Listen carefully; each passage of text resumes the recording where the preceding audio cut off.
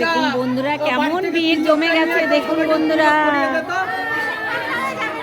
সবাই এদিক খেতেও যাচ্ছে, আবার এদিক দিয়ে সব তরকারি কাটছে। হ্যাঁ দেখাও দেখাও, বেশি করে দেখাও। এই দেখুন সবাই কত সবজি কেটে চলেছে। ওদিক দিয়ে সবাই বাকিরা প্রসাদ গ্রহণ করতে এসেছে। ওই দেখুন ওইদিকে রান্না হচ্ছে। ওই যে